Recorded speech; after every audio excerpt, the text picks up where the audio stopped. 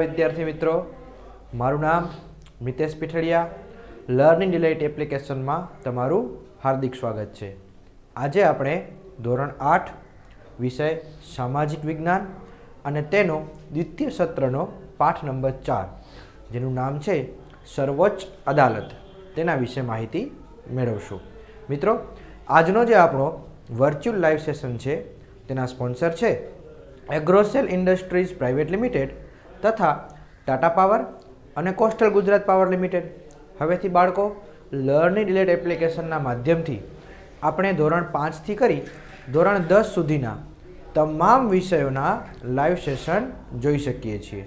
તો તમારી આસપાસ રહેતા તમારા મિત્રો હોય, તમારા નાના મોટા ભાઈ બહેન હોય, આ બધાને કહો કે તેઓ જે મોબાઈલનો ઉપયોગ ઘરે બેસીને અભ્યાસ કરવા માટે કરે છે તે બધા આ મોબાઈલની અંદર લર્નિંગ ડિલાઇટ એપ્લિકેશન ડાઉનલોડ કરે અને તેઓ પણ તમારી જેમ ઘર બેઠા દરેક વિષયનું શિક્ષણ પ્રાપ્ત કરતા રહે.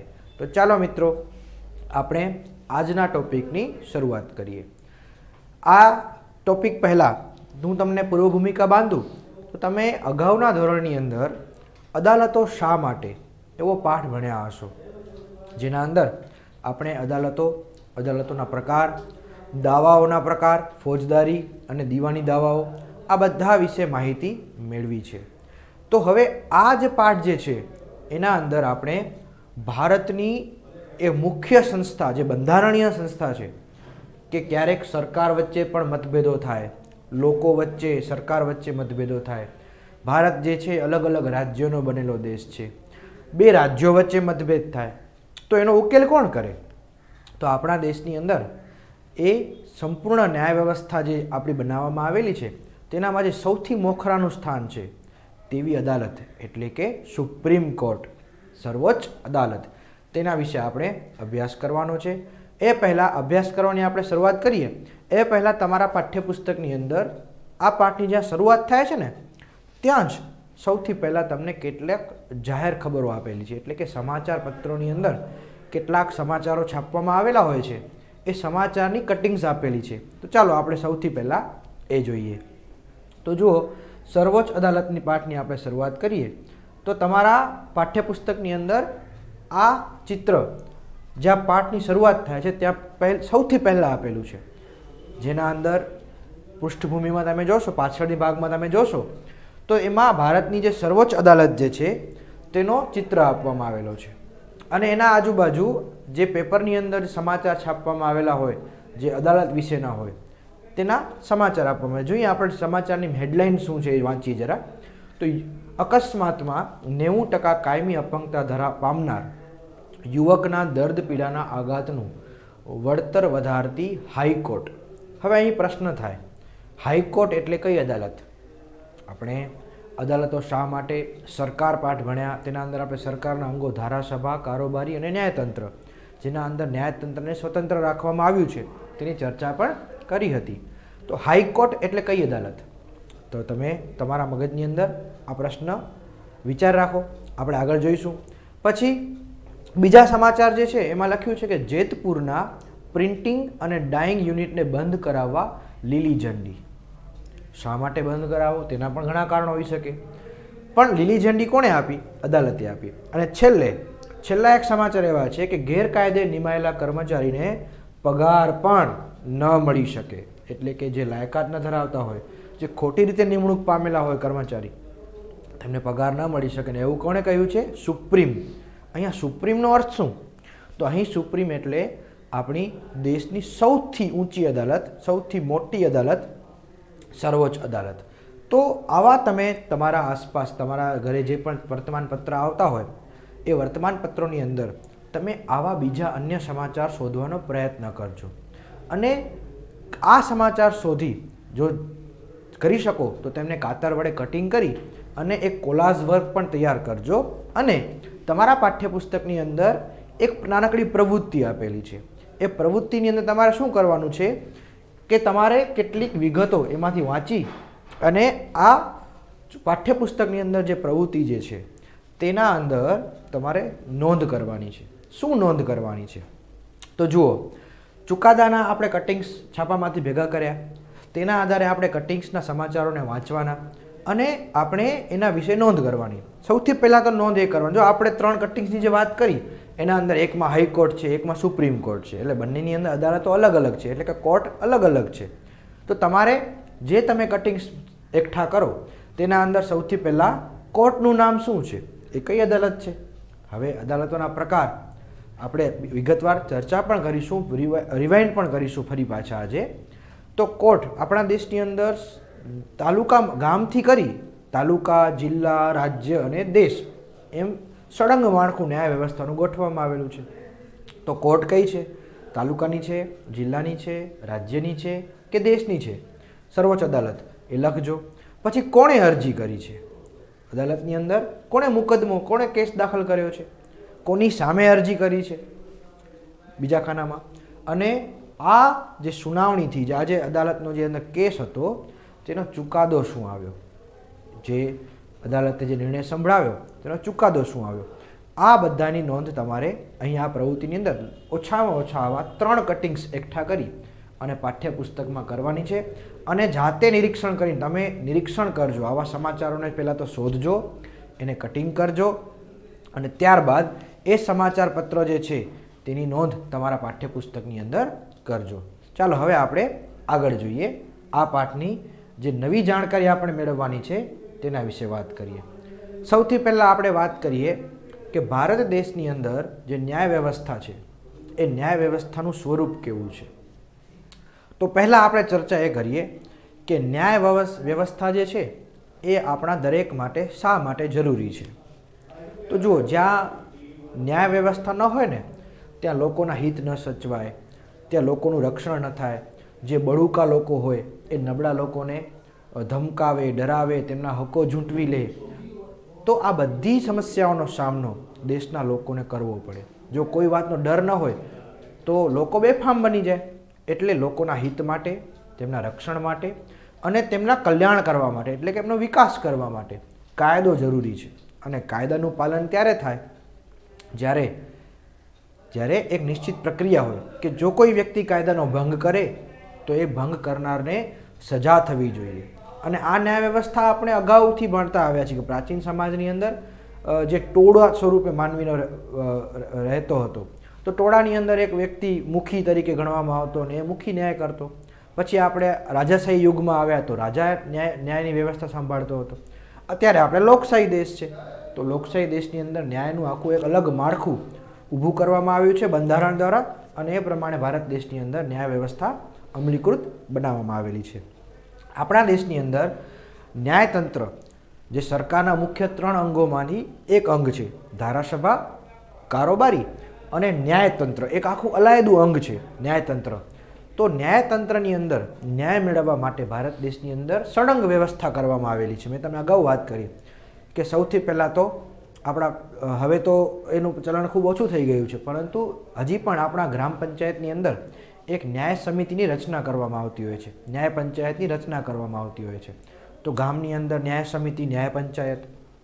પછી તાલુકાની અંદર અદાલતો હોય છે. દરેક તાલુકાની, ભારતની અંદર જેટલા પણ રાજ્યો છે એ રાજ્યોના જિલ્લા અને એ જિલ્લાના જેટલા પણ તાલુકા હોય, દરેક તાલુકાની અંદર તાલુકા અદાલત હોય છે.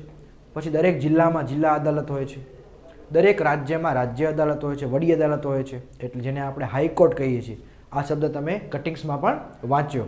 અને સૌથી ઉપરી સર્વોચ્ચ અદાલત, જે આ પાઠનું નામ છે, એમ સળંગ વ્યવસ્થા આપણા દેશની અંદર ગોઠવવામાં આવેલી છે. અને ભારતીય લોકતંત્રની વિશેષતા જે છે કે ન્યાયતંત્રનું જે અંગ છે આપણા ભારતની અંદર, સરકારનું જે ન્યાયતંત્રનું અંગ છે એ સરકારના 3 અંગોમાંથી સૌથી મહત્ત્વનું અંગ માનવામાં આવે છે.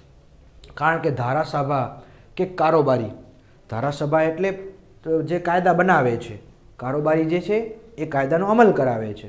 અને જો કોઈ વ્યક્તિ કાયદાનો ભંગ કરે, અમલ કરવામાં ન આવે, તો એવા વ્યક્તિઓને, પછી એ આમ નાગરિક હોય કે પછી ભલેને એક સરકારનો કોઈ વ્યક્તિ હોય કે ખુદ સરકાર હોય, તો એમને દંડ કરવાનું કામ જે છે આપણી ન્યાયપાલિકા એટલે કે ન્યાયતંત્ર કરે છે. એટલા માટે ન્યાયતંત્ર જે છે એ ભારત દેશનું એકદમ મહત્ત્વપૂર્ણ અંગ છે. અને એટલા માટે જ આપણે ભણી ગયા કે ન્યાયતંત્રને ધારાસભા અને કારોબારીથી સ્વતંત્ર રાખવામાં આવ્યું છે. કોઈનું પણ ત્યાં જોહુકમી ન ચાલે, લાગવગ ન ચાલે. સત્તાનું જે ખુરશી ઉપર બેઠા હોય તે પોતાની રીતે કાર્ય ન કરાવી શકે. એટલા માટે ન્યાયતંત્રને આ બંને અંગોથી, સરકારના બંને અંગોથી છૂટું રાખવામાં આવ્યું છે, સ્વતંત્ર રાખવામાં આવ્યું છે, એટલે એ નિષ્પક્ષ અને સાચો ન્યાય આપી શકે. તો આ રીતે ભારત દેશની અંદર ન્યાય વ્યવસ્થા ગોઠવવામાં આવેલી છે. આગળ આપણે વાત કરીએ તો ભારત દેશની અંદર આ અદાલતો જે છે એની કાર્યપદ્ધતિ કેવી છે. તો ભારતીય સંઘ રાજ્ય છે.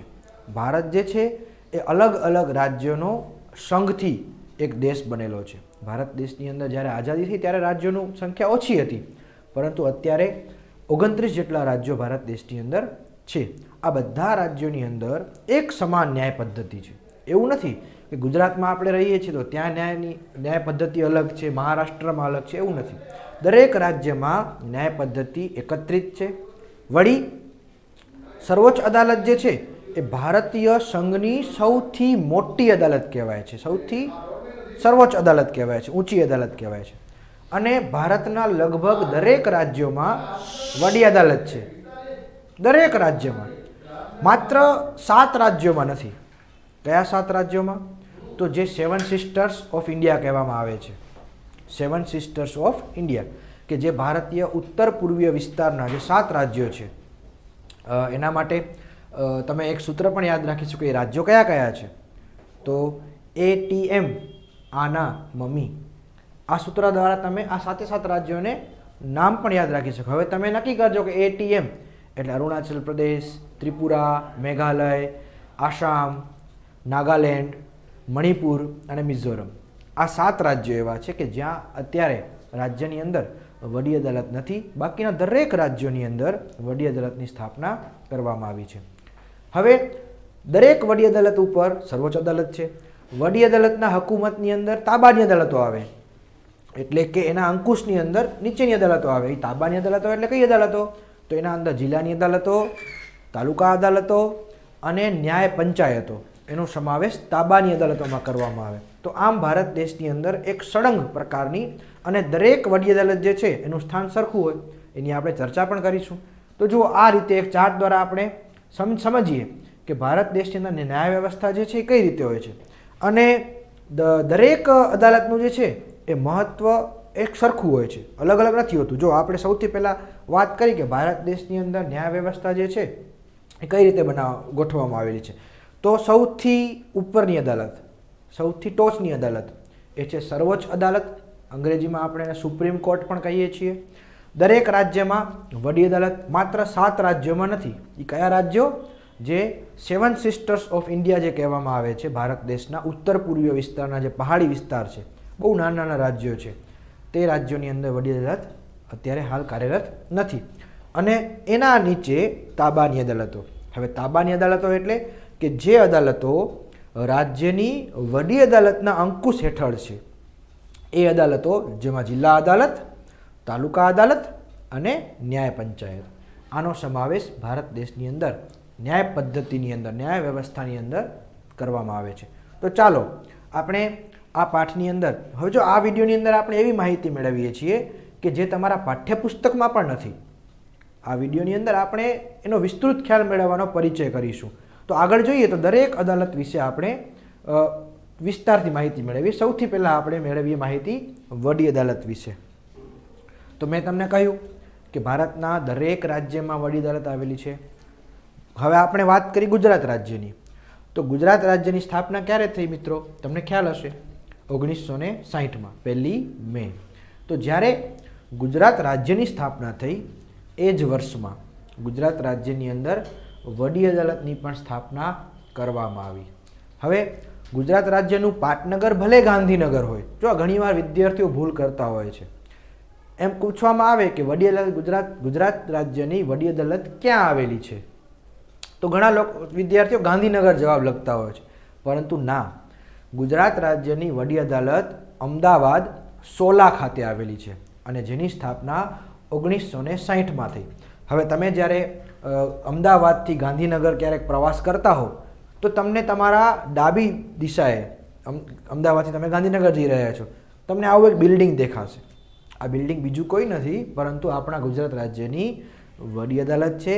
હવે આ ફોટો તમારા પાઠ્યપુસ્તકના ફ્રન્ટ પેજ ઉપર પણ આપવામાં આવેલો હતો, એકવાર યાદ કરજો ક્યારે આપવામાં આવેલો હતો. બરાબર, બધી જ અદાલતોની અંદર જે મહત્ત્વ જે છે એ સરખું છે. આપણે જોયું કે એક સરખી અદાલત હોય ને એનું મહત્ત્વ સરખું છે. એટલા માટે વડી અદાલતને બીજું નામ તરીકે નજીરી અદાલત તરીકે ઓળખવામાં આવે છે, જેને કોર્ટ ઓફ રેકોર્ડ્સ પણ કહેવામાં આવે છે. હવે જો વડી અદાલત જે છે, ગુજરાત રાજ્યની અદાલત એક ચુકાદો આપે, એવો ને એવો ચુકાદો, ધારો કે એવો ને એવો કેસ કોઈ બીજા રાજ્યમાં હોય તો બીજા રાજ્યની વડી અદાલત જે છે એ પણ એક સરખો એવો જ ચુકાદો આપે છે. અલગ અલગ ચુકાદો નથી આપતા, કારણ કે બંનેનું મહત્ત્વ સરખું છે. હવે આપણે જે રાજ્યમાં રહેતા હોઈએ એ રાજ્યની અંદર આપણે ન્યાય મેળવવા માટે અરજી કરી શકીએ. હવે ભારત દેશની અંદર ગુજરાત રાજ્ય હોય કે મહારાષ્ટ્ર રાજ્ય હોય કે પંજાબ હોય કે ઉત્તર પ્રદેશ હોય, કોઈ પણ રાજ્યની વડી અદાલત અથવા તો દેશની સુપ્રીમ કોર્ટ, આ બંને અદાલતો એવી છે કે જેના અંદર ભારત દેશના નાગરિકોને સીધી રીતે અસર કરતા હોય તેવા કોઈ મુદ્દા હોય તો કોઈ પણ વ્યક્તિ વડી અદાલતમાં જાહેર હિતની અરજી કરી શકે છે, જેને અંગ્રેજીમાં કહેવાય છે PIL, પબ્લિક ઇન્ટિગ્રેટ લિટિગેશન, જાહેર હિતની અરજી, જેના વિશે આપણે આ પાઠમાં જ વધારે અભ્યાસ કરીશું. હવે તમને આશ્ચર્ય થશે, સરકારી શાળાઓની અંદર જે બાળકો ભણતા હશે ને તેમને ખ્યાલ હશે કે દરેક શાળાની અંદર મધ્યાહન ભોજન યોજના અંતર્ગત તેઓને પૌષ્ટિક અને ગુણવત્તાયુક્ત ભોજન આપવામાં આવે છે સરકાર દ્વારા. હવે એ પણ કોને આભારી છે તમને ખ્યાલ છે? આ જાહેર હિતની અરજીને આભારી છે. કારણ કે આપણે બધાને ખ્યાલ છે કે ભારત દેશની અંદર અમુક રાજ્યોની અંદર, અમુક વિસ્તારની અંદર ગરીબીનું પ્રમાણ વધારે છે, જ્યાં બાળકો પાસે 2 ટંક ખાવાનું ભોજન પણ નથી, તો એ અભ્યાસ કઈ રીતે કરશે? અને આપણા ગુજરાતીમાં તો કહેવત છે કે ભૂખ્યા ભજન ન થાય, કે આપણે જ્યારે ભૂખ હોય ત્યારે આપણે ભજન ન ગાઈ શકીએ, આપણે ભણી ન શકીએ, સ્વાભાવિક છે. તો એ યોજના જે છે એ જાહેર હિતની અરજીને આભારી છે, જેના વિશે આપણે આ પાઠની અંદર વિસ્તારથી ચર્ચા પણ કરીશું. તો આ છે વડી અદાલત. ગુજરાત રાજ્યની વડી અદાલત ક્યાં આવેલી છે? યાદ રાખજો હો, અમદાવાદ સોલા ખાતે 1960માં સ્થાપના થઈ. તેના બીજા નામ છે નજીરી અદાલત અથવા કોર્ટ ઓફ રેકોર્ડ્સ. આ સિવાય આપણે વાત કરીએ હવે તાબાની અદાલતો વિશે. તો મેં પહેલાં જ વાત કરી કે જે અદાલતો રાજ્યની વડી અદાલતના અંકુશ નીચે છે તે અદાલતને તાબાની અદાલત કહેવામાં આવે અથવા તો નીચલી અદાલતો કહેવામાં આવે છે. હવે આ અદાલતોમાં કોનો સમાવેશ થાય આપણે ચાર્ટમાં જોયું પણ ખરું કે જિલ્લા અદાલત, તાલુકા અદાલત અને ન્યાય પંચાયતો. હવે આપણે અગાઉના ધોરણમાં ભણી ગયા છીએ કે દાવાઓ 2 પ્રકારના છે, દીવાની અને ફોજદારી. તો વડી અદાલતની અંદર તો બંને દાવાઓ સાંભળવામાં આવે છે, જ્યારે જિલ્લા અદાલતની અંદર પણ બંને દાવાઓ સાંભળવામાં આવે છે, પરંતુ તાલુકા અદાલતની અંદર માત્ર અને માત્ર દીવાની દાવાઓ સાંભળવામાં આવે છે. બરાબર ને? હવે આ દાવાઓ કયા કયા આપણે જોવાની ફરી પાછા રિપીટ કરી લઈએ. તો મકાન, જમીન કે સંપત્તિના કોઈ વિવાદ હોય ને તો એને દીવાની દાવાઓ કહેવામાં આવે છે. એનો કોઈ વિવાદ થયો હોય તો એને દીવાની દાવાઓ કહેવાય. જ્યારે ચોરી, લૂંટફાટ, મારામારી, ખૂન, ઝઘડો, શારીરિક ઈજા, આ બધા જે ગુના છે તેને ફોજદારી દાવા કહેવામાં આવે છે. તો જિલ્લા અદાલતની અંદર એક મુખ્ય ન્યાયાધીશ હોય છે. જિલ્લા અદાલતના ન્યાયાધીશ જ્યારે દીવાની દાવા સાંભળતા હોય ને ત્યારે જિલ્લા ન્યાયાધીશ કહેવામાં આવે, પરંતુ જ્યારે ફોજદારી મુકદ્દમા સાંભળતા હોય તો ત્યારે તેને સેશન્સ ન્યાયાધીશ કહેવામાં આવે છે. જો આ ડિફરન્સ તમારા પાઠ્યપુસ્તકમાં નથી આપેલું આ વસ્તુ. તો જ્યારે એ દીવાની દાવાનો કેસ સાંભળતા હોય તો ત્યારે તેને જિલ્લાના ન્યાયાધીશ તરીકે ઓળખવામાં આવે. ફોજદારી મુકદ્દમા સાંભળતા હોય ત્યારે તેને સેશન્સ, એટલા માટે જિલ્લાની અદાલતને બીજા નામ તરીકે તમે જોઈ શકીએ તો એને સેશન્સ કોર્ટ પણ કહેવામાં આવે છે. જિલ્લાની કોઈ પણ અદાલત હોય, હવે જિલ્લાની અદાલત, હવે તમે એક માહિતી મેળવજો કે તમે જે ગામમાં રહો છો એ કયા તાલુકામાં આવેલું છે, એ તાલુકાની અંદર તાલુકા અદાલત આવેલી છે તો ક્યાં આવેલી છે. પછી તમે જે જિલ્લામાં રહો છો એ જિલ્લાની અંદર જિલ્લા અદાલત જે છે એ ક્યાં આવેલી છે. મોટે ભાગે તમને જિલ્લાનું જે મુખ્ય મથક હશે એ શહેરની અંદર જે અદાલત આવેલી હશે. આ ઉપરાંત તાબાની અદાલતોની અંદર મુખ્ય ન્યાયાધીશ સિવાયના અન્ય કર્મચારીઓ પણ હોય છે, જેમ કે સબ જજ હોય એટલે કે ન્યાયાધીશને મદદ કરવા માટે બીજા જજ પણ હોય, જુનિયર જજ. મુનસફ અને સ્મોલ કોઝ ન્યાયાધીશ, એટલે કે જે અલગ અલગ પ્રકારની અદાલતોના ભરવામાં આવતી હોય, લોક અદાલતો ભરવામાં આવતી હોય છે, ફાસ્ટ ટ્રેક કોર્ટ હોય છે, એ અદાલતો પણ કાર્યરત હોય છે જિલ્લાની અંદર, તાલુકાની અંદર. અને તમને બધાને ખ્યાલ છે કે ગ્રાહક સુરક્ષા વિશે પણ આપણે જાણીએ છીએ, પણ એની પણ એક આખી અલગ અદાલત ભારત દેશની અંદર અમલી છે. હવે આપણે વાત કરીએ સર્વોચ્ચ અદાલત વિશે. તો આપણા દેશની સર્વોચ્ચ અદાલત ક્યાં છે? હવે જો ન્યાય મેળવવાની એક ક્રમશઃ પગથિયું છે કે સૌ પ્રથમ આપણે આપણા તાલુકાની અંદર ન્યાય મેળવવા જઈએ. જો દીવાની દાવો હોય તો ફોજદારીમાં સૌથી પહેલાં ક્યાં જઈએ? જિલ્લામાં. જિલ્લામાં ન્યાય ન મળે તો આપણે એનાથી ઉપરી અદાલતની અંદર ન્યાય મેળવવા માટે અરજી કરી શકીએ, એટલે કે વડી અદાલતમાં કરી શકીએ. ત્યાં પણ જો આપણને ન્યાય ન મળે તો આપણે દેશની સર્વોચ્ચ અદાલત, એટલે કે દેશની સૌથી ઊંચી અદાલત, સર્વોચ્ચ અદાલત એટલે કે સુપ્રીમ કોર્ટની અંદર ન્યાય મેળવવા માટે અરજી કરી શકીએ. હવે એ ક્યાં આવેલી છે, એની સ્થાપના ક્યારે થઈ? તો આપણા દેશની સર્વોચ્ચ અદાલત જે છે એ દિલ્હીમાં આવેલી છે, જેનો ફોટો તમે જોઈ ગયા. અહીં તમને ફોટો સરસ નથી આપેલો. આ ફોટો કોનો છે? ગુજરાત રાજ્યની વડી અદાલતનો ફોટો છે. દેશની બધી જ અદાલતોની અંદર સર્વોચ્ચ અદાલતનું સ્થાન જે છે એ સૌથી ઊંચું છે. હવે જે રીતે જ્યારે ગુજરાત રાજ્યની સ્થાપના થઈ અને ગુજરાતમાં વડી અદાલતની સ્થાપના કરવામાં આવી, એ રીતે જ્યારે ભારતને આઝાદી મળી, ભારતે બંધારણનો અમલ કર્યો 26મી જાન્યુઆરી 1950, હમણાં જ થોડાક દિવસોમાં જ આવશે પ્રજાસત્તાક દિન. એના 2 દિવસ પછી 28મી જાન્યુઆરી 1950ના રોજ ભારત દેશની સૌથી મહત્ત્વની અને સર્વોચ્ચ અદાલત એવી સુપ્રીમ કોર્ટ, એટલે કે સુપ્રીમ કોર્ટ ઓફ ઇન્ડિયા, બરાબર, જેને અંગ્રેજીમાં એસસી પણ કહેવામાં આવે છે, સુપ્રીમ શોર્ટ ફોર્મ, હાઈકોર્ટ એટલે એચસી અને સુપ્રીમ કોર્ટ એટલે એસસી. તો આ અદાલતની સ્થાપના કરવામાં આવી. હવે સર્વોચ્ચ અદાલતમાં કોણ જઈ શકે? તો કોઈ પણ વ્યક્તિ જઈ શકે. ભારત દેશની અંદર રહેતા જે નાગરિકો છે એ બધા નાગરિકોને બંધારણે આપણે મૂળભૂત હકો આપેલા છે. આ હકોનું પાલન કરાવવાનો અધિકાર જે છે ને એ સર્વોચ્ચ અદાલત પાસે છે. એમને એમ લાગે કે અહીં નાગરિકોના મૂળભૂત હકોનું પાલન થતું નથી, નાગરિકોને તેમના મૂળભૂત હકો મળી રહ્યા નથી, તો એ વચ્ચે હસ્તક્ષેપ પણ કરી શકે છે, સરકારને ટોકી પણ શકે છે, સરકારને દંડ પણ કરી શકે છે. કોઈ પણ વ્યક્તિ હોય કે સંસ્થા હોય એ સર્વોચ્ચ અદાલતની અંદર ન્યાય મેળવવા માટે અરજી કરી શકે છે. આપણે સર્વોચ્ચ અદાલતમાં તમને કે મને પણ ન્યાય મેળવવો હોય ને તો આપણે પણ અરજી કરી શકીએ છીએ. ભારત દેશનો કોઈ પણ નાગરિક એ આ કોઈ પણ અદાલતની અંદર અરજી કરી શકે છે. હવે આપણે આગળ જોઈએ તો સર્વોચ્ચ અદાલત જે છે એ કેવા પ્રકારના વિવાદો સાંભળે? હવે વિવાદ થતા હોય, જો આપણા જ્યાં નાનકડું કુટુંબ હોય ને, કુટુંબની અંદર પણ વિવાદ થતા હોય છે. તમે પણ ભાઈ બહેન હશો કે બે ભાઈ હશો કે બે બંને હશો, બહેનો હશો, તો તમારી વચ્ચે પણ ક્યારેક તો ઝઘડો થતો જ હશે. તો ભારત દેશ તો કેટલો વિશાળ દેશ છે, તો ભારત દેશની અંદર કેવા કેવા વિવાદો થાય અને સર્વોચ્ચ અદાલત જે છે એ કેવા વિવાદો ઉકેલે? તો 4 પ્રકારના વિવાદો ઉકેલ કરે. એક, નાગરિક વચ્ચેના હોય, કે બે નાગરિકો વચ્ચે કોઈ વિવાદ થયો હોય અથવા બે સંસ્થા વચ્ચે વિવાદ થયો હોય કોઈ પણ બાબતે, તો એવા વિવાદને સાંભળે. પછી નાગરિક વચ્ચે અને સરકાર વચ્ચે હોય, સરકાર દ્વારા અન્યાય થયો હોય. હમણાં જ એક સરસ મજાની ફિલ્મ આવી છે, તમે જોજો, બહુ સરસ મજાની, કાગઝ. આ કાગઝની અંદર એવું છે કે એક વ્યક્તિ સરકારી ચોપડા ઉપર મૃત્યુ પામે છે, ખરેખર પોતે જીવિત હોય છે, એટલે પોતાના હક માટે એ કેસ કરે છે અદાલતની અંદર. વિવાદ નાગરિક અને સરકાર વચ્ચે, બરાબર, તો એ પણ વિવાદ થઈ શકે એવું નથી. સરકાર દ્વારા પણ ક્યારેક નાગરિકને અન્યાય થાય તો નાગરિકને એવું લાગે તો સરકાર વિરુદ્ધ ન્યાય મેળવવા માટે અરજી કરી શકે છે.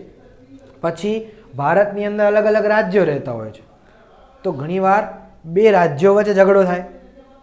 ઉદાહરણ તરીકે આપણે વાત કરીએ તો એક રાજ્ય છે આંધ્રપ્રદેશ અને તેલંગાણા, આ બંને વચ્ચે કાવેરી નદીના પાણી વિશે ઝઘડો ચાલે છે અને એનો અદાલતની અંદર કેસ પણ ચાલે છે. એવી રીતે કોઈ પૈસા બાબતે, જમીનની સરહદ બાબતે, આ બધી અલગ અલગ બાબતોએ વિવાદ થઈ શકે છે તો ભારતના રાજ્યો વચ્ચે. તો ઘણીવાર કેન્દ્ર સરકાર એટલે કે ભારતની જે મુખ્ય સરકાર હોય અને રાજ્ય સરકાર એટલે કે કેન્દ્ર અને રાજ્ય વચ્ચે પણ ઝઘડો થઈ શકે કોઈ પણ બાબતે, તો એનો ઉકેલ પણ કોણ કરે છે? સર્વોચ્ચ અદાલત કરે છે. તો આ 4 પ્રકારના વિવાદો સર્વોચ્ચ અદાલત ઉકેલે છે. નાગરિકો વચ્ચે, નાગરિક સરકાર વચ્ચે, ભારતના બે અલગ અલગ રાજ્યો વચ્ચે અને કેન્દ્ર સરકાર અને રાજ્ય સરકાર વચ્ચેના વિવાદો. તો આ પ્રકારના વિવાદો ઉકેલે છે. આગળ જોઈએ, એક તમને ઉદાહરણ આપવામાં આવેલું છે કે કઈ રીતે સર્વોચ્ચ અદાલતે સરકાર અને લોકો વચ્ચે જે વિવાદ થયો હતો તેનો ઉકેલ કર્યો. હવે આ આંદોલન જે છે ને એ આપણે જાણીતું આંદોલન છે. કદાચ તમે બહુ નાના છો એટલે તમને ખ્યાલ નહીં હોય, પરંતુ 2006ની સાલની અંદર આ ચુકાદો આવ્યો હતો. જોકે આ યોજના જે છે એ ગુજરાતની મુખ્ય યોજના કહેવામાં આવે છે, નર્મદા યોજના. તો નર્મદા બચાવો આંદોલન થયું હતું. શા માટે? તો નર્મદા નદી ઉપર નવાગામ ખાતે જે સરદાર સરોવર બંધ બાંધવામાં આવેલો છે, જળાશય જે બાંધવામાં આવ્યું છે, કૃત્રિમ સરોવર, તે બંધની ઊંચાઈ 110 મીટરથી વધે નહીં તે માટે મધ્યપ્રદેશ સરકાર અને પર્યાવરણનું જતન કરનારી કેટલીક સ્વૈચ્છિક સંસ્થાઓ, NGO જેને આપણે કહીએ, એ બધી સંસ્થાઓએ તેમનો વિરોધ કર્યો હતો.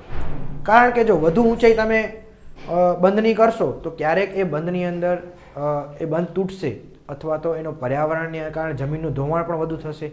એ બંધમાંથી પાણી છોડવામાં આવશે ત્યારે, અને ઘણા બધા લોકો જે પોતાનું ઘર પણ ગુમાવશે, વિસ્થાપિત છે, એ બધા ઉપર અસર થશે. અને ખાસ કરીને ત્યાં જે જંગલ આવેલું છે, ત્યાં જે પ્રાણીઓ રહે છે, આ પ્રાણીઓને પણ નુકસાન થશે. તે લોકો એવું માનતા હતા કે જો આ સરદાર સરોવર બંધનું બાંધકામ બહુ ઊંચું કરવામાં આવશે તો ત્યાં જે રહેતા આદિવાસીઓ છે, જે પોતાના વર્ષોથી તે એ ગામડાઓમાં રહે છે, એ બધા લોકોને પોતાનું ગામડું છોડવું પડશે, અને જે આપણા ભારત દેશના બંધારણે આપેલ મૂળભૂત અધિકારોનો ભંગ છે. એટલે કે ભારત દેશનો નાગરિક છે એ કોઈ પણ સ્થળે વસવાટ કરી શકે છે. ખાસ કરીને જે વર્ષોથી જેમના પેઢીને પેઢી ત્યાં રહેતી આવી હોય, તો એને આપણે કોઈનો આશ્રય છીનવી ન શકીએ એવું એમનું માનવું હતું. એટલે રાજ્યો વચ્ચે આ ઝઘડો ચાલતો હતો. તો રાજ્યો વચ્ચેની આ તકરારનો નિવેડો લાવવા માટે સુપ્રીમ કોર્ટ ચુકાદો આપ્યો. ક્યારે? 8મી માર્ચ અને 2006ના. શું ચુકાદો આપ્યો? કે જે રીતે ભારત દેશની અંદર વસ્તી વધી રહી છે, આપણે બધા જાણીએ છીએ કે દિવસો દિવસ ભારતની જનસંખ્યા જે છે એ વધતી જ જાય છે. હવે જનસંખ્યા વધશે તો આપણી જરૂરિયાતો પણ વધશે. ખેતી માટે આપણે જમીન વધારે જોઈશે, અનાજની વધારે પુરવઠો જરૂર પડશે, કપડાં જોઈશે, આવાસ જોઈશે, જમીન જોઈશે, આ બધું જોઈશે. તો પાણી તો જે છે એ દરેક વસ્તુમાં ઉપયોગી છે. તમને મકાન બાંધવું હોય, ખેતી કરવી હોય, કે મનુષ્યએ પોતાનું જીવન ટકાવી રાખવું હોય, પાણી જે છે એ મૂળભૂત જરૂરિયાત છે. એટલા માટે સુપ્રીમ કોર્ટે એવું કહ્યું કે આ યોજના ઘણી મહત્ત્વની છે અને એ જરૂરી છે. તમે અત્યારે ત્યાં જાઓ તો જોજો કે એ સરદાર સરોવર ડેમની સપાટી 110 મીટર નહીં, પરંતુ 124 કરતાં પણ વધુ મીટરની છે અત્યારે. એટલે કે વધુ ઊંચાઈ થઈ ગઈ છે. અને ત્યાં અત્યારે ભારત દેશનું એક કહેવાય ને કે અત્યારે તાજમહાલ કરતાં પણ જે વધુ ટુરિસ્ટો ત્યાં જાય છે તેવા સ્ટેચ્યુ ઓફ યુનિટીનું નિર્માણ પણ ત્યાં કરવામાં આવ્યું છે સરદાર સરોવર ડેમની બાજુમાં. તો આ નર્મદા બચાવો આંદોલન થયું હતું અને એનો સુપ્રીમ કોર્ટે લોકોના હિત માટે ચુકાદો આપ્યો હતો. તો આવા ચુકાદાઓ આપણા દેશની અલગ અલગ અદાલતો આપતી હોય છે. આગળ જોઈએ આપણે તો તમે આ યોજનાનો ચુકાદો એવો આપ્યો. સરદાર સરોવર યોજનાના કારણે સજીવ સૃષ્ટિ અને પર્યાવરણની અંદર પણ સુધારાત્મક ફેરફાર થશે. આ યોજનાથી એવો ચુકાદો આપ્યો કોર્ટે કે ગુજરાત, રાજસ્થાન અને મધ્યપ્રદેશ જેના ઘણા ભાગોની અંદર પાણી પહોંચાડી શકાશે. તમને આશ્ચર્ય થશે કે અત્યારે હું તમારી પાસે કચ્છથી લાઈવ થઈ રહ્યો છું. કચ્છથી જે છે નર્મદા લગભગ 900 કિલોમીટર દૂર છે, છતાં પણ આજે કચ્છની અંદર નર્મદાનું પાણી અમે પી રહ્યા છીએ, નર્મદાનું પાણી અમે ખેતીમાં ઉપયોગ કરીએ છીએ. આ કયા કારણથી? કે એ ડેમ બનાવવામાં આવ્યો અને તેનો ફાયદો છેક અમારા જેવા રણ વિસ્તારમાં રહેતા લોકો સુધી પણ પહોંચ્યો. ખેતી માટે અને પીવા માટે પાણી અમને ત્યાંથી મળી રહ્યું છે. આ યોજનાથી જે વિપરીત અસર પામતા જે લોકો હશે કે જેમને પોતાનું ઘર ગુમાવવું પડશે, જેને પોતાનું ગામમાંથી દૂર જવું પડશે, એવા લોકોની પુનઃવસન કરવાની જવાબદારી સરકારની રહેશે. જો સરકાર તેમને અલગ ઘર બનાવી આપે, અલગ જગ્યાએ તેમને રહેઠાણની વ્યવસ્થા કરી આપે, ધંધા રોજગારની વ્યવસ્થા કરી આપે, તેમની જે જમીન હોય એ જમીનનું તેમને વળતર આપી દે, તો એમના મૂળભૂત અધિકારોનું રક્ષણ પણ થશે, એમનો ભંગ પણ નહીં થાય. તો આવો ચુકાદો સુપ્રીમ કોર્ટ દ્વારા તે સમયે આપવામાં આવ્યો હતો. હવે તમે ફરી પાછા એક આવી પ્રવૃત્તિ કરજો કે આપણે જે વિવાદો જોયા કે જે સર્વોચ્ચ અદાલતની અંદર સાંભળવામાં આવે છે એવા તમે ઉદાહરણ તમારા વર્તમાનપત્રોમાં ક્યાંય વાંચવા મળે તો એને શોધજો અને ઉદાહરણ અહીં લખજો. જેમ કે કેન્દ્ર અને રાજ્ય વચ્ચે વિવાદ ચાલતો હોય.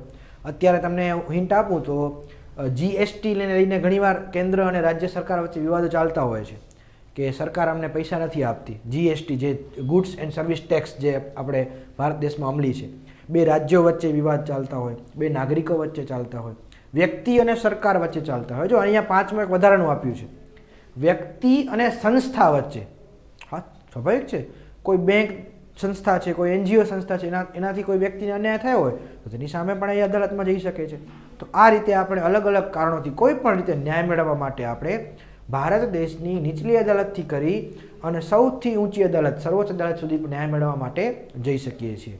તો વિદ્યાર્થી મિત્રો, આજના ભાગની અંદર આપણે સર્વોચ્ચ અદાલત, ભારત દેશની અંદર ન્યાય વ્યવસ્થા કયા સ્વરૂપની છે તેના વિશે ચર્ચા કરી. હવે પછીના લાઈવ સેશનની અંદર આ પાઠના બીજા મુદ્દાઓની આપણે ચર્ચા કરીશું. ત્યાં સુધી જોડાયેલા રહો લર્નિંગ ઇલાઇટ સાથે. આવજો મિત્રો.